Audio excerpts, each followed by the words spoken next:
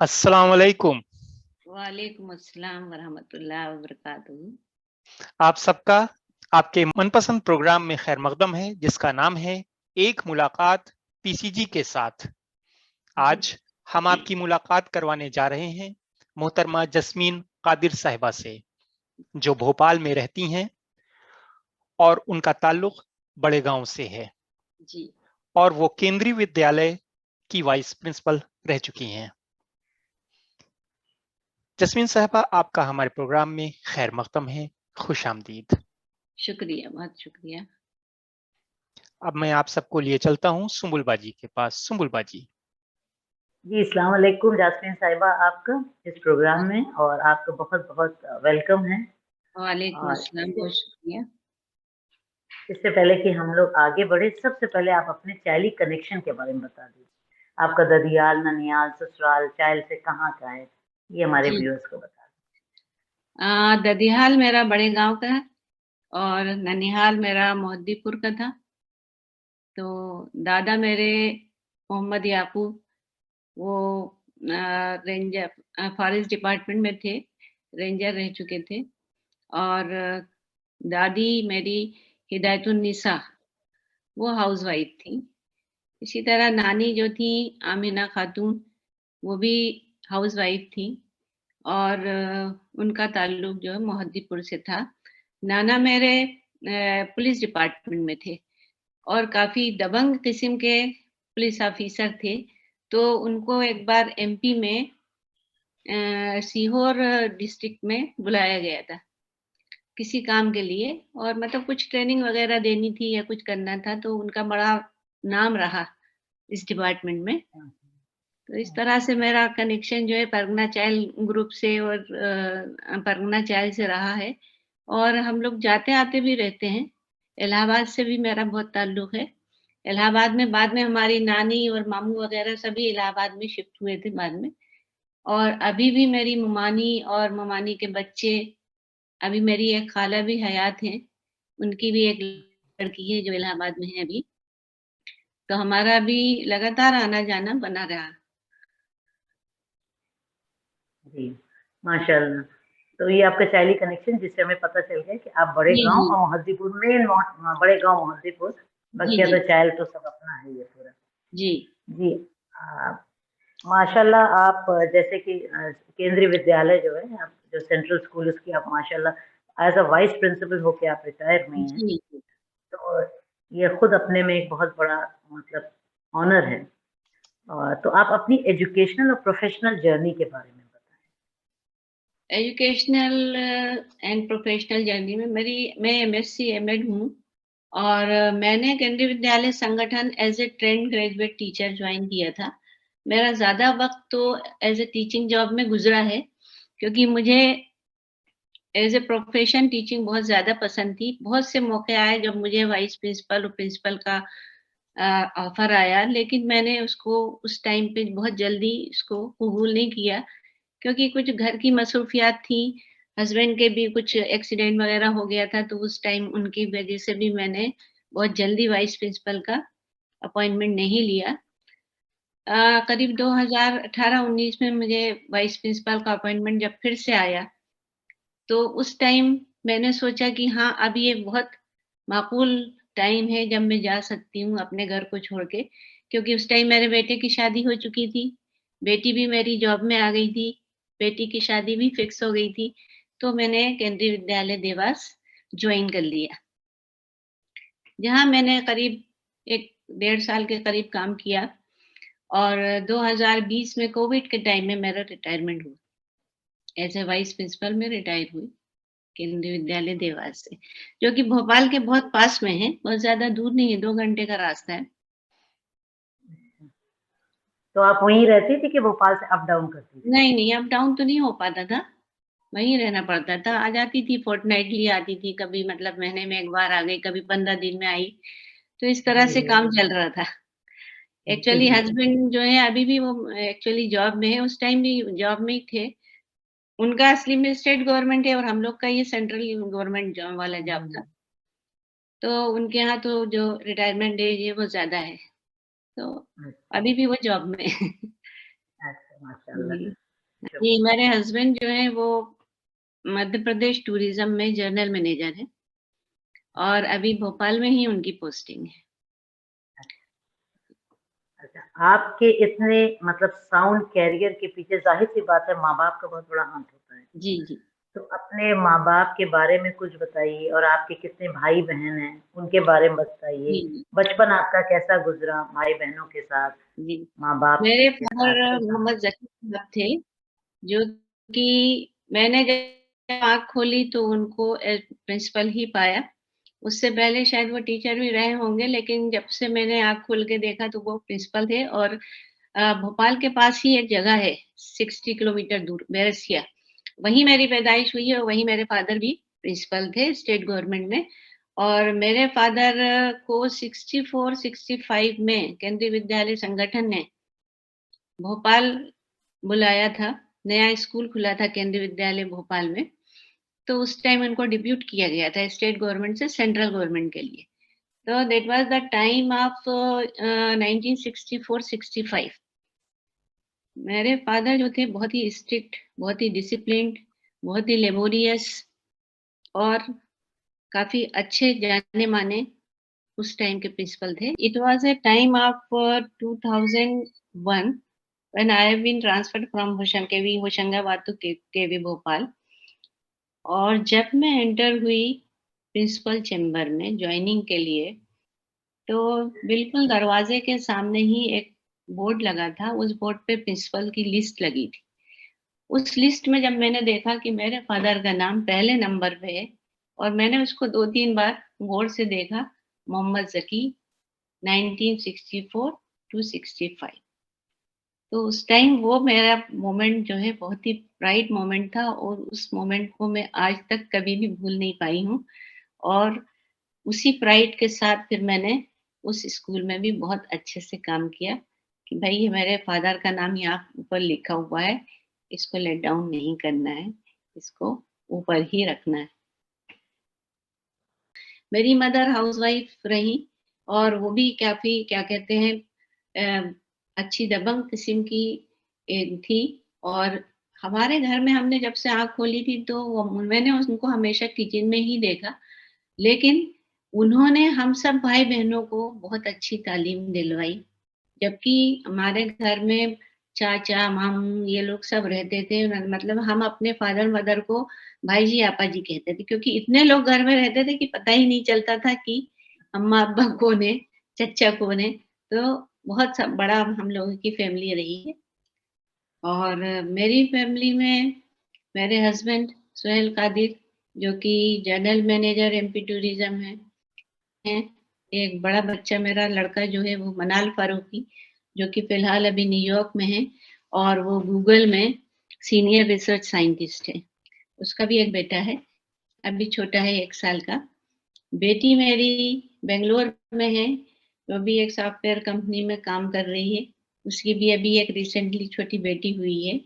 दामाद मेरे जो हैं, वो गेमबेरी लैब्स जो गेमिंग कंपनी है, उसके को-प्रोड्यूसर हैं। और मैं अभी फ़िलहाल बैंगलोर में ही आई हुई हूँ। बहनें मेरी 8 हैं, भाई मेरे 2, 8 बहनों में से 3 बहनों का इंतकाल हो गया है। बहनें सभी मेरी जॉब में रही हैं। जो भी बचे हैं हम भाई-बहनों में बहुत आपस में इत्तेफ़ाक है और हमारी सभी बहनें सबसे बड़ी वाली बहन मेरी डॉक्टर थी। उसके बाद जो थी सेकंड नंबर वाली, वो भी एमए इंग्लिश थी, हाउसवाइफ़ थी। उनके हस्बैंड भी उनकी बुक बाइंडिंग शॉप थी। बड़े वाले बहनोई भी हमारे डॉक्टर थे। और मेरे एक भाई जो इंजीनियर थे बड़े वाले, मुझसे छोटे थे वो, उनका इंतकाल काफ़ी अर्ली एज में हो गया। That time he was only 37। तो उनकी वाइफ जो हैं उनको फिर उनकी जगह पर रेलवे में डेपुटेशन में जॉब मिल गई। और मेरा जो छोटा वाला भाई है आसिफ ज़की, जो कि क्या कहते हैं कांग्रेस के अच्छे लीडर रहे हैं और अभी उनकी वाइफ हैं जो कि पार्षद हैं। तो जिनका अभी कुछ दिन पहले ही आपने इंटरव्यू लिया था। तो ये मेरी हिस्ट्री रही है घर की। और इसमें मैं एक चीज माशाल्लाह। जोड़ना चाहूंगा कि इनका बेटा जो है वो आईआईटी खड़गपुर से पास आउट है। जी, मेरा बेटा भी आईआईटी हाँ, खड़गपुर से पास आउट है और मेरे जो दामाद हैं वो भी आईआईटी खड़गपुर के ही हैं। माशाअल्लाह, माशाअल्लाह। और जो मेरी बेटी है माशाल्लाह उसने एनआईटी भोपाल से ग्रेजुएशन किया है और उसके बाद उसने आईआईएम इंदौर से एमबीए किया है। माशाअल्लाह। हाँ, ये आईआईएम इंदौर और ये आईआईटी है तो भाई बहुत बड़ी चीज़ है। इट्स नॉट ईज़ी कि बस आप इसमें आपकी दुआओं दाखिला भी बस पा आपकी जाएँ। दुआएं साथ है और क्या। बस अल्लाह ताला के माँ-बाप की दुआ और मेहनत है, ये तो हाँ, ज़रूरी है।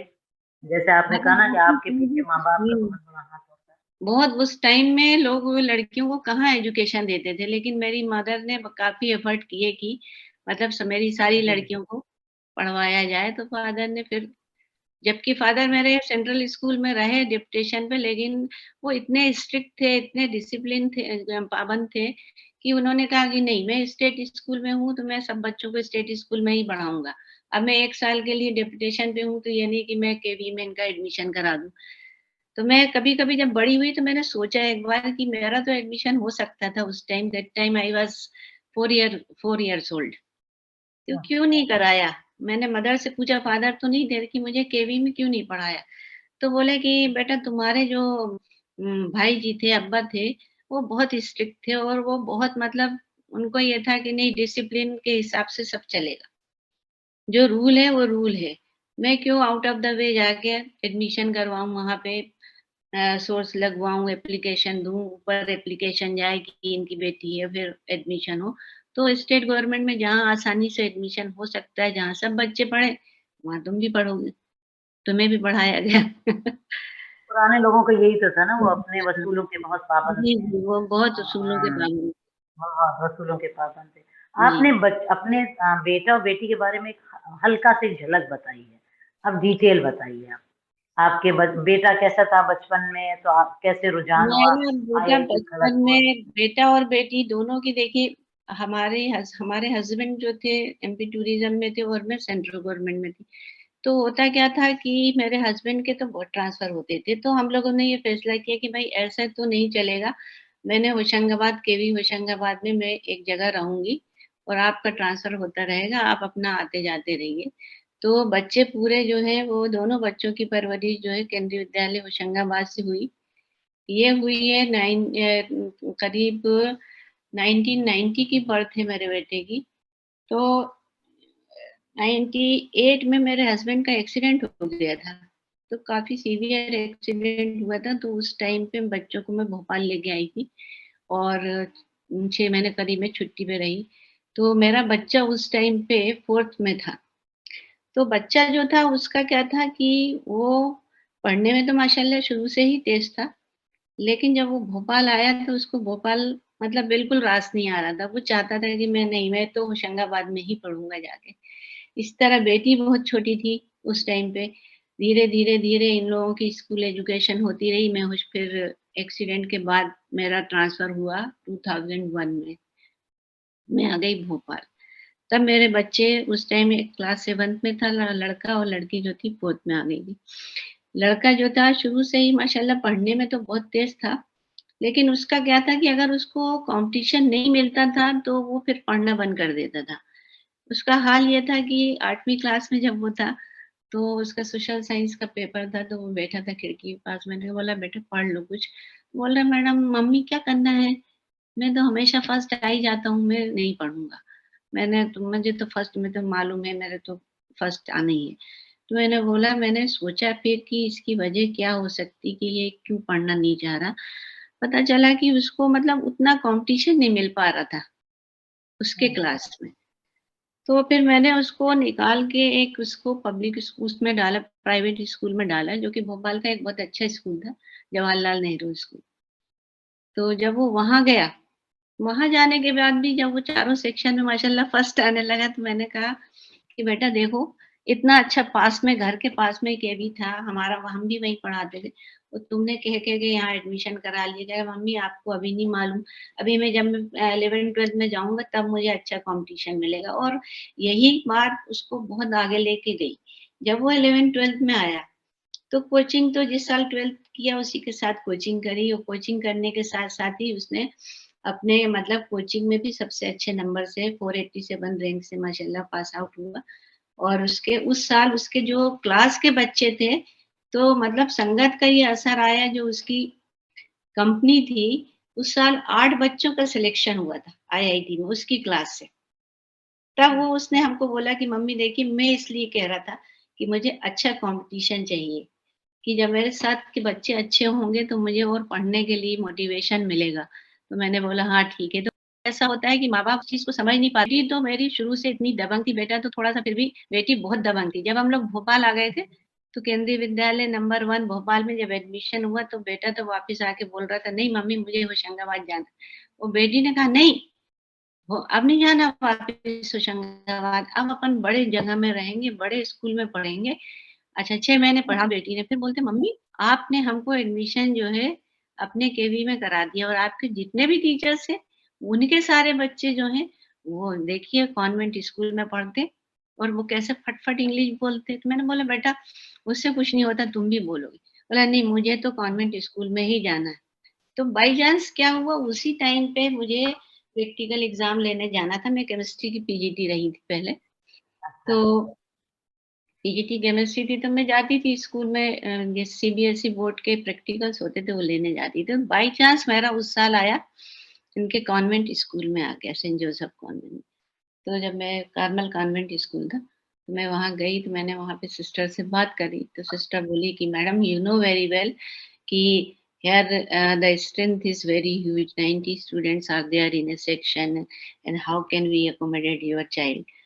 तो मैंने बोला कि madam this is a request, आप उसका टेस्ट ले लीजिए, if she is eligible you take her. तो बोले मैडम बस लेकिन ये कंडीशन रहेगी, फिर आप बीइंग ए टीचर आप कंप्लेंट नहीं करेंगे कि इस पे पर्सनल अटेंशन नहीं है। मैंने बोला नहीं मैं कुछ कंप्लेंट नहीं करूंगी। फिर वो तब वो कार्मल कॉन्वेंट में उसका मैंने एडमिशन करा दिया। तो इस तरह से मेरे बच्चे शुरू में तो उनका फाउंडेशन तो केवी का ही रहा, उसके बाद वो फिर उसके बाद वो प्राइवेट स्कूल्स में पढ़े, और पढ़ने के बाद ये मेरी बेटी का भी सिलेक्शन हो गया था आईआईटी में, लेकिन उसको अच्छा, स्ट्रीम अच्छी नहीं मिल रही थी, तो उसने फिर क्विट कर दिया, और क्विट करके फिर उसने भोपाल एनआईटी में ही ले लिया था एडमिशन। तो ये बच्चों के जी, बारे में जर्नी रही। तो बच्चों में जो जो कंट्रीब्यूशन उनका अपना भी है, हम लोग का भी है, थोड़ा एक कंसिस्टेंट परफॉर्मेंस इस वजह से भी रहा कि हमने बच्चों के पीछे काफ़ी डिवोट भी किया।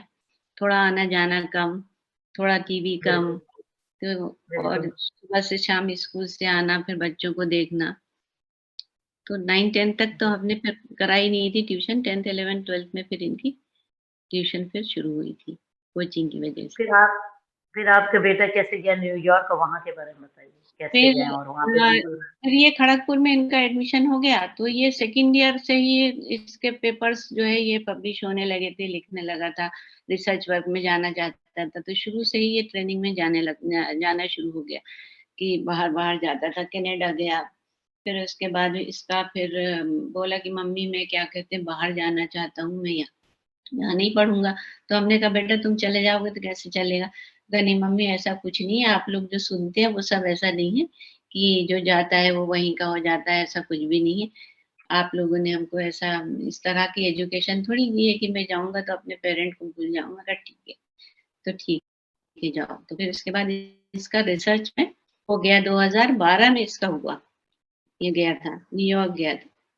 तो वहाँ पे उसने यूनिवर्सिटी में 5 साल किया, और 2005 साल का था रिसर्च वर्क, लेकिन इसने 4 साल में ही कंप्लीट कर लिया। 2016 अगस्त में कंप्लीट कर लिया, और फिर दिसंबर 2016 में हमने इसकी शादी कर दी। हस्बैंड वाइफ दोनों वहीं न्यूयॉर्क में हैं, और बहू भी मेरी जॉब करती है, और ये भी गूगल में है। अच्छा चल रहा है इनका। अभी मैं गई थी, उनके बेटा हुआ था जब मैं गई वहाँ, गई थी, इनका बेटा हुआ 2 फरवरी 2022 हुँ, को बेटा हुआ इनको।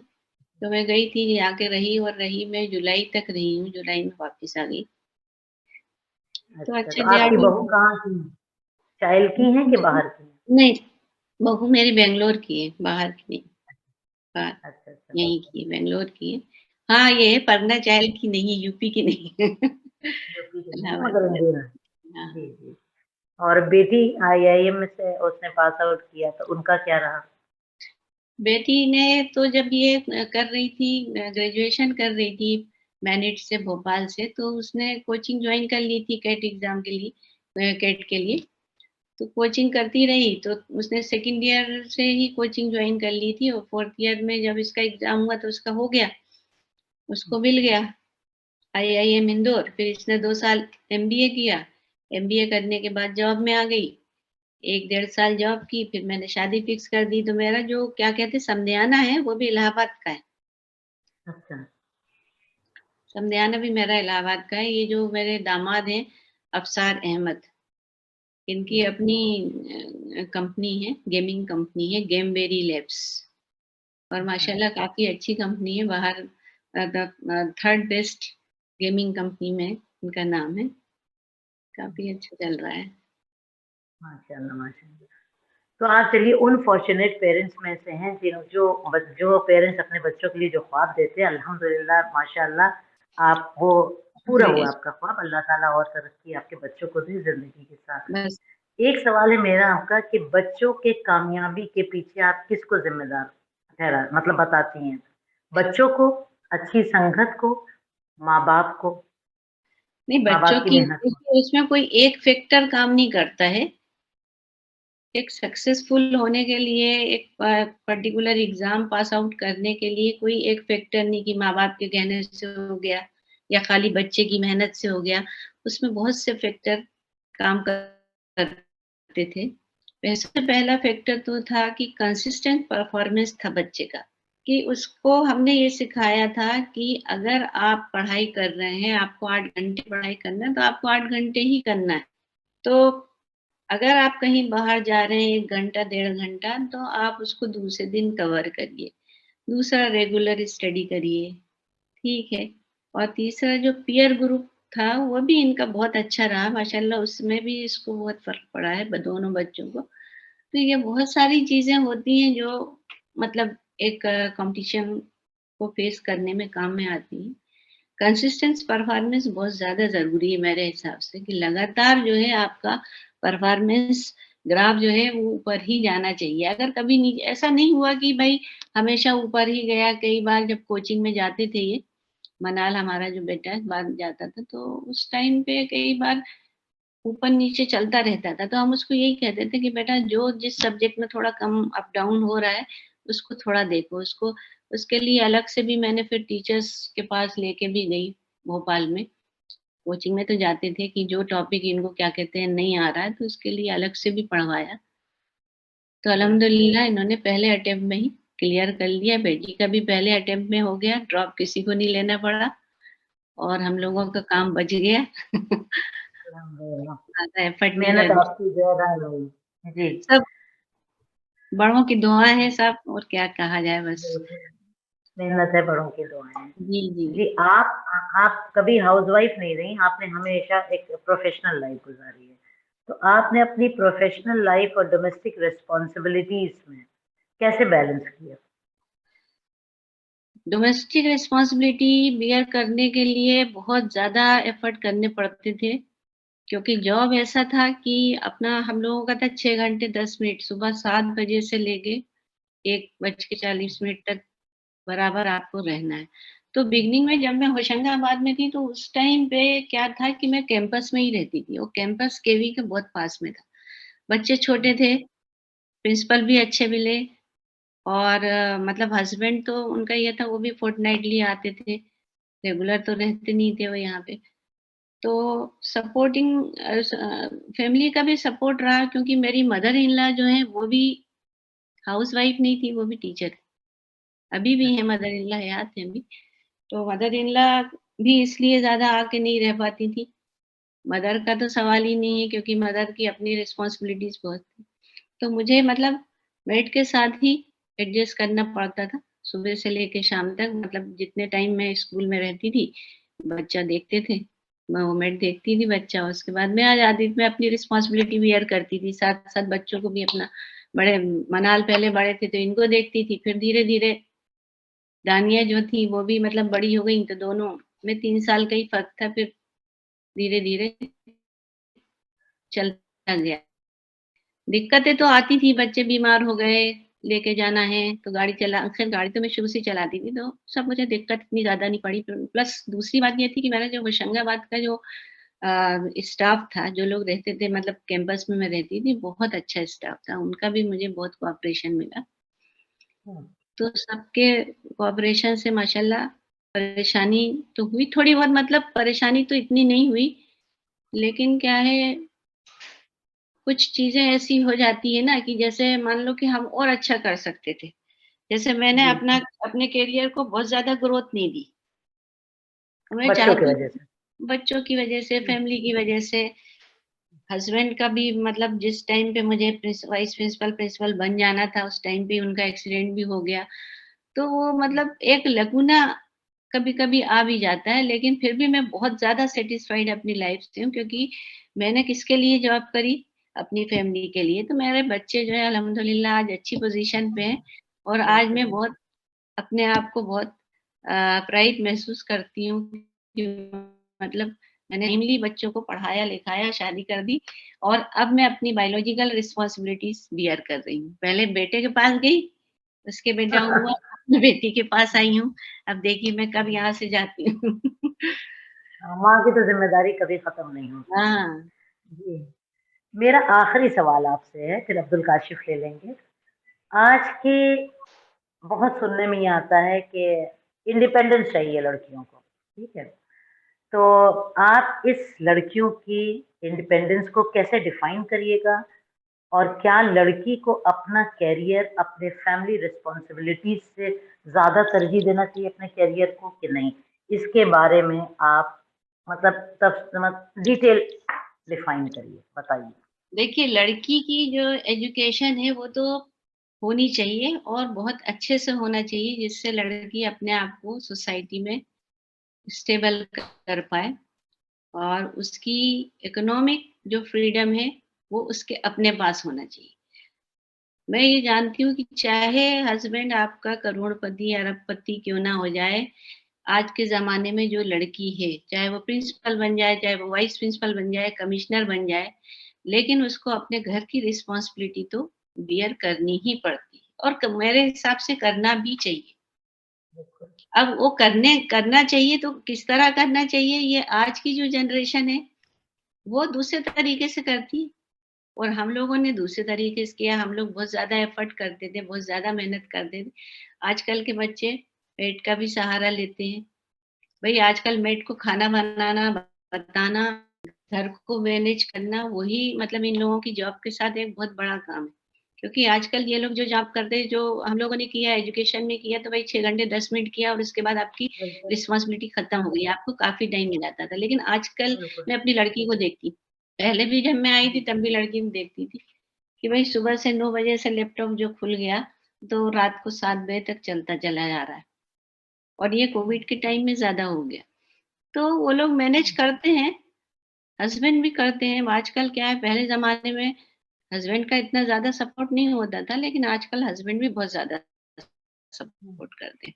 तो मेरे हिसाब से तो लड़कियों को एजुकेशन इतनी देना चाहिए कि वो अच्छे से सोसाइटी में फर्मली खड़ी हो सके, और अपने राइट के लिए लड़ सके। और दूसरा मैं लड़कों के लिए भी कहना चाहती हूँ कि लड़कों को एजुकेशन ही देना खाली माँ-बाप का फर्ज़ नहीं है। लड़कों को भी ये सिखाना चाहिए कि लड़की की इज़्ज़त करें, और ये चीज़ें जो हैं आपके घर से ही शुरू हो जाती हैं। जैसे मेरे घर से कि हस्बैंड को भी मैंने अपने हमेशा देखा कि वो हमको काफ़ी सपोर्ट करते थे। वो भी जॉब कर रहे हैं, हम भी जॉब कर रहे हैं, जब भी वो आ रहे हैं, बच्चों के लिए भी कर रहे हैं, मेरे लिए भी कर रहे हैं, घर के लिए भी कर रहे हैं। तो जब तक हस्बैंड का सपोर्ट नहीं होगा और फैमिली का सपोर्ट नहीं होगा, एक लेडी का आगे बढ़ना मुश्किल हो जाता है। या फिर आप बिल्कुल। कोई थोड़ा बहुत क्या कहते हैं, कहीं न कहीं कॉम्प्रोमाइज़ करिए, मत लीजिए प्रमोशन, मत आगे बढ़िए, ये हो जाता है। जी। तो लड़की की एजुकेशन तो बहुत ज़्यादा ज़रूरी है। मगर नॉट एट द कॉस्ट अपनी फैमिली के।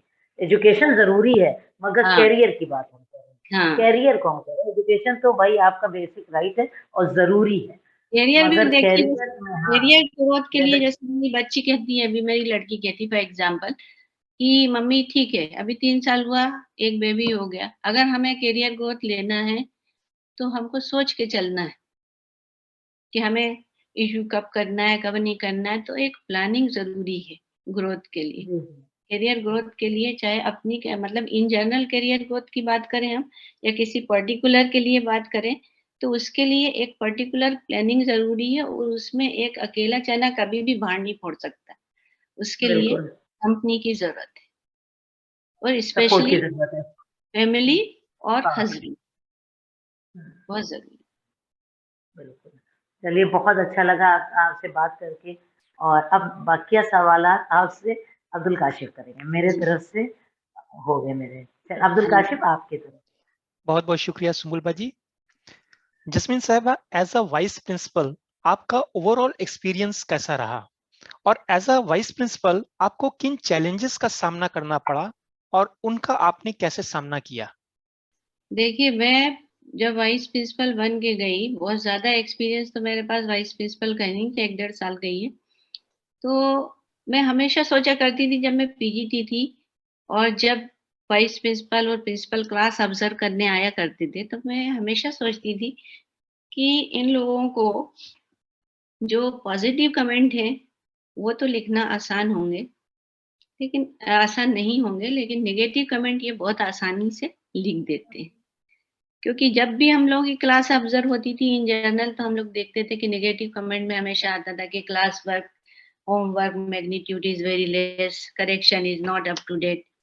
और टीचिंग जो थी वो टीचिंग तो जो पढ़ा रहा है सालों से वो तो परफेक्ट टीचिंग होगी तो उसमें क्या निकालेगा, उसमें कितना खामियां निकालेगा, तो वो तो उसमें तो सब कुछ सही सही आता था।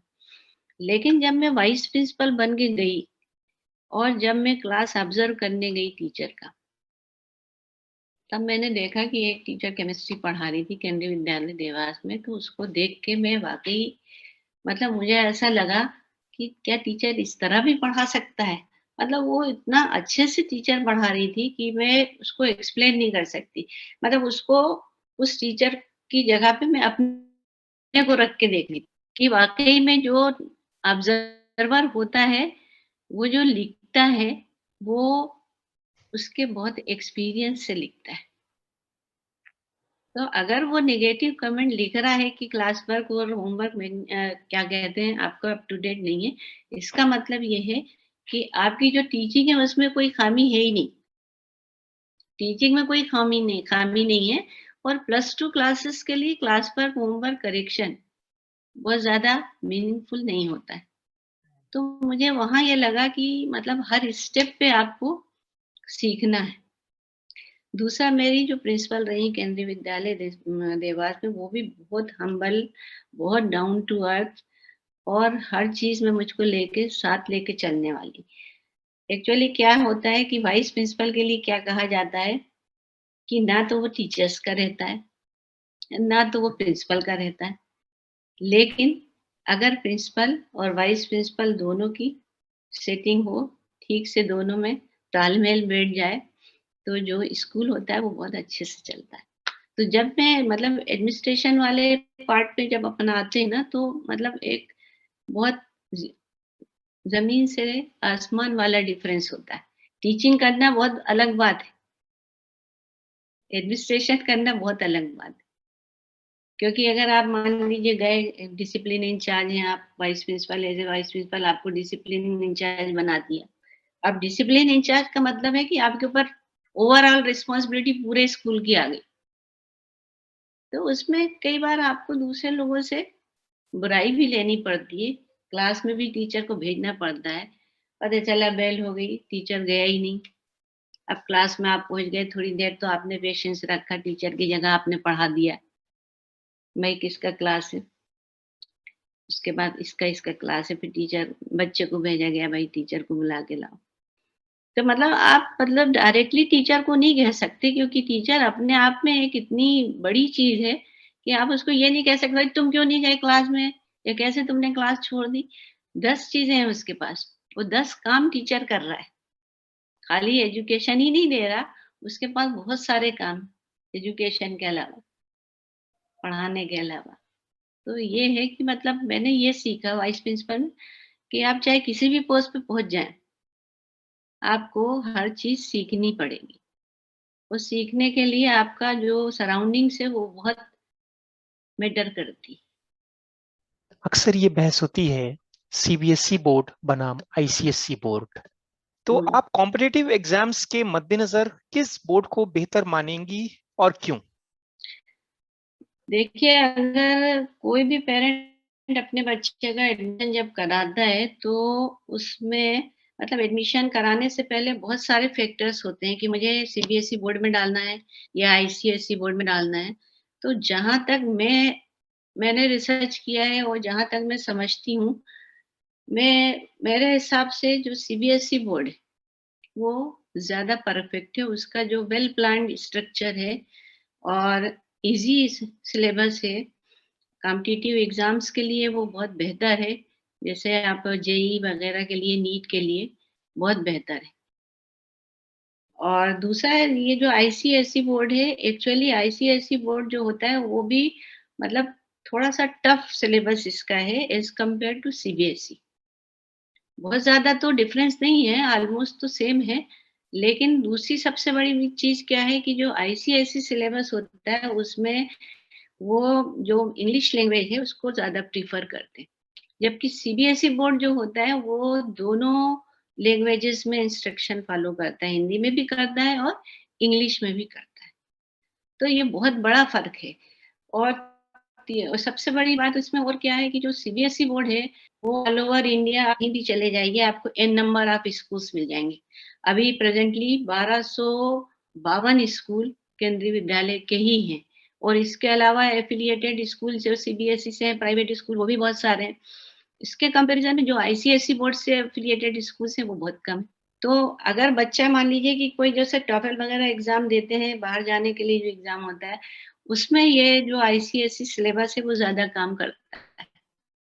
और सीबीएसई बोर्ड की तो अपनी बहुत सारी लॉन्ग चेन है कि ये मतलब इसकी बहुत सारी क्या कहना चाहिए कि क्वालिटीज़ हैं कि उस वजह से लोग जो है सीबीएसई बोर्ड को ज़्यादा प्रेफ़र करते हैं। ट्रांसफरेबल जॉब वाले जो लोग होते हैं वो ज़्यादातर सीबीएसई बोर्ड में ही करते हैं। और एक और वो सबसे बड़ी बात है कि जो सीबीएसई बोर्ड है वो आप प्राइवेट भी दे सकते हैं, लेकिन ICSE board private candidate as a private candidate आप एंटर नहीं हो सकते। तो है आईसीएसई बोर्ड भी अच्छा है, लेकिन इन जनरल जो है वो सीबीएसई ज़्यादा प्रिफर्ड है। जी। आपको क्या लगता है कि क्या मुल्क में एक ही बोर्ड होना चाहिए? नहीं, ज़रूरी नहीं है। मुल्क में जैसे बोर्ड जैसे स्टेट बोर्ड है, उसके हिसाब से भी मतलब स्टेट बोर्ड है, सीबीएसई बोर्ड है, आईसीएसई बोर्ड है। तो सबकी जो कंडीशंस हैं, पेरेंट की कंडीशन है, उनके हिसाब से वो अपना एडमिशन लेते हैं। तो स्टेट बोर्ड में भी बहुत से लोग पढ़ते हैं, सीबीएसई में भी पढ़ रहे हैं, आईसीएसई में भी पढ़ रहे हैं। लेकिन मेन मकसद सबका क्या है? एजुकेशन है। तो जो जिसकी कंडीशंस जिसको फॉलो मतलब परमिट करती है, वो उस हिसाब से ले लेता है। जैसे जो लोग ट्रांसफरेबल जॉब करते हैं, वो सीबीएसई बोर्ड को प्रेफ़र करते हैं। जिनको अपने बच्चों को बहुत ज़्यादा बाहर भेजना है या उनको इंग्लिश का ज़्यादा प्रेफ़रेंस लेना है, तो आईसीएसई बोर्ड में भेज रहे हैं। थोड़ा कॉम्पिटिटिव एग्ज़ाम में भी मतलब टफ़ सिलेबस है थोड़ा-सा, थोड़ा मतलब सिलेबस क्या कहना चाहिए कि वास्ट भी है और लैंग्वेज प्रेफ़र उसमें सिर्फ़ एक ही प्रेफ़रेंस है लैंग्वेज का, इंग्लिश का। बाकी यहाँ तो हिंदी का भी वो है। भोपाल में चाइलियों की तादाद काफ़ी है। लगभग कितनी फैमिलीज़ होंगी भोपाल में चाइलियों की? मेरे ख़्याल से जहाँ तक मैं जान रही हूँ तो कम से कम 150 200 तक तो होगी चाइनियों की। जो मतलब मैं अपने फैमिली में और उनके जानने वालों में जो मैं सोच पा रही हूँ, तो 150 तक तो होंगी फैमिलीज़। ओके। आपकी हॉबीज़ क्या हैं? हॉबीज़ तो एज़ सच देखिए, मैं भी पहले मुझसे कोई पूछता था तो मैं सोचती थी मेरी क्या हॉबी है? लेकिन मुझे धीरे-धीरे, धीरे-धीरे समझ में आने लगा कि मेरी हॉबी ये है कि मुझे जब भी लेज़र टाइम मिलता है, तो जब भी खाली वक़्त होता है तो उस टाइम पे मैं ये चाहती हूँ कि भई मैं किसी के काम आ जाऊँ, मैं किसी की मदद कर दूँ, मैं कुछ चैरिटी कर दूँ, किसी को फ्री में पढ़ा दूँ। मतलब ये मेरा ये हमेशा से ये मकसद रहा है। तो जब मैं रिटायर हो गई तो रिटायरमेंट के बाद मैंने सोचा कि अब मुझे क्या करना चाहिए, तो उसी टाइम मुझे एक ऑफर मिला। अभी मैं एसोसिएशन ऑफ मुस्लिम प्रोफेशनल, एक नॉन प्रॉफिटेबल ऑर्गेनाइजेशन है, जी। उसमें मैं काम कर रही हूँ। तो उसमें क्या है, उस बहुत सारे चैप्टर्स हैं उसमें, स्कूल एजुकेशन भी है, ज़कात का भी है, काफ़ी कॉम्पिटिटिव एग्ज़ाम्स का भी है।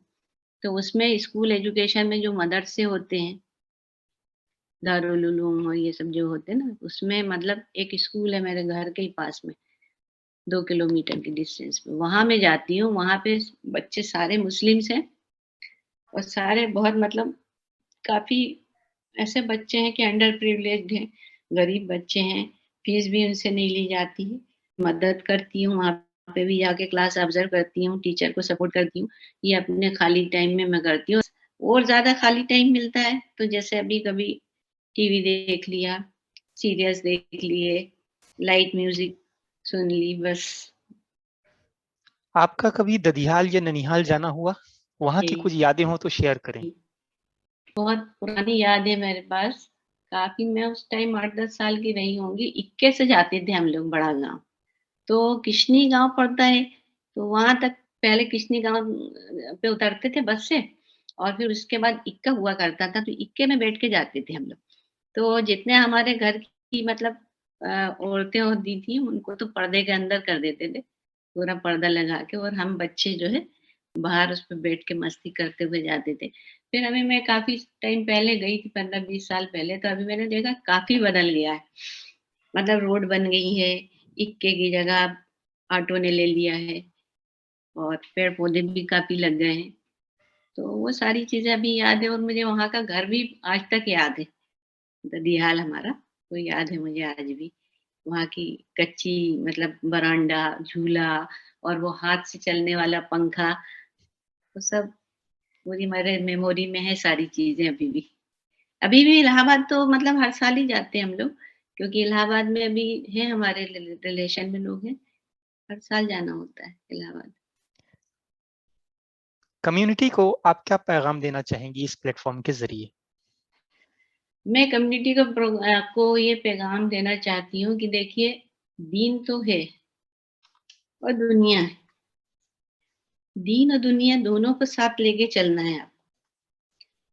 ना तो खाली दुनिया से काम चलेगा और ना खाली दीन से काम चलेगा। आप कहें कि दीन ओवर दुनिया कर दें या दुनिया ओवर दीन कर दें, तो उससे भी काम नहीं चलने वाला। दीन से भी काम, दीन भी ज़रूरी है, दुनिया भी ज़रूरी है, और दुनिया में आपको सोशली मूव करने के लिए एजुकेशन बहुत ज़रूरी है। स्पेशली लड़कियों की एजुकेशन।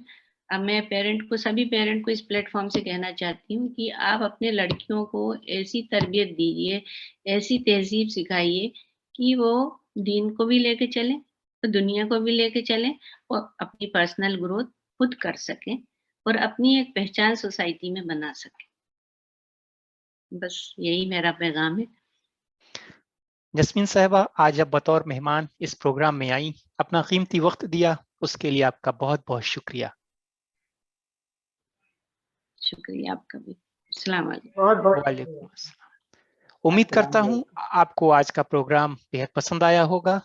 अब वक्त हो चला है आप सबसे विदा लेने का। अब आपसे इजाजत चाहूंगा। अगले एपिसोड में इंशाल्लाह एक नए मेहमान के साथ फिर हाजिर होंगे। तब तक के लिए अल्लाह हाफिज। अल्लाह हाफ़िज़। अल्लाह अल्लाह।